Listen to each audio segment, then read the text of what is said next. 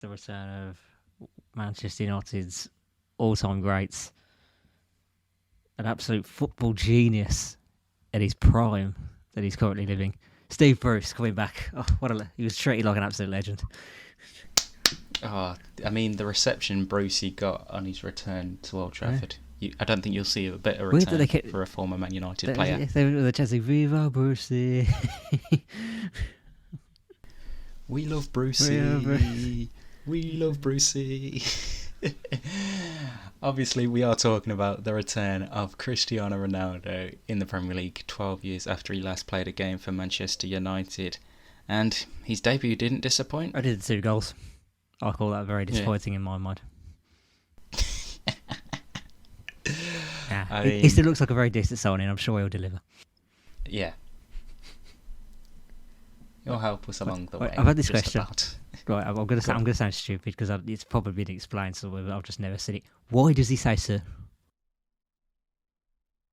You know what? I don't know why he's done that as his celebration.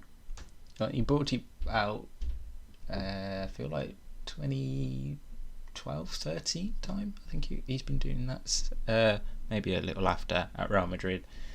And then the only thing I'll get from it is it's a good thing he does it in a very deep voice. Because if he did it quite squeaky, it'd sound like a Scouser trying to say soon.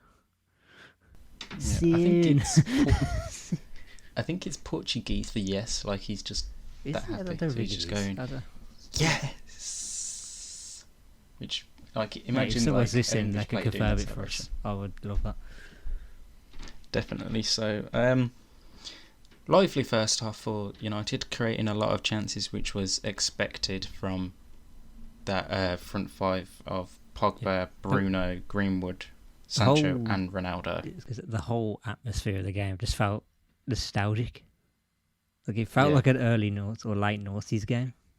Yeah. Like, the whole occasion. When I saw that lineup, that just brought back memories of like 07, 08 Man United. That did. You could argue that United squad back then. You could always argue on paper it's better. Yeah. There's definitely, you could raise a few points like, oh, he's better than him, but it's always too hard to compare different football. I mean, it's only 10 to 15 years ago, some of that, but if not less. But yeah, United looked really lively, creating a lot of chances. Yeah, really, really nice to watch. Disturbingly, I don't like watching Manchester United play good football. That's never a good thing. Of course, we were watching it legally. Nobody was watching streams like that. No, of course not. No. We all managed to fly over to Ireland quickly and watch it on Premier Sports, not sponsored. Could watch it anyway, because the one I would probably go for any other time went down. So I just saw on Twitter that the one I usually watch, it's down. When are we going to down? Have you ever heard of the radio, lads? Yes. Or just wait until match of the day, or the Sky put out the highlights at R5. So Ronaldo scored the 2 goals, one just before half-time in typical Fergie time, you might say, at the end of the first half, although it was just a simple tap-in for him. After Messi could never. Darlow made a Woodman, sorry, not Darlow. I like he just missed the Messi part. Then again, Messi's not scored, so... Exactly.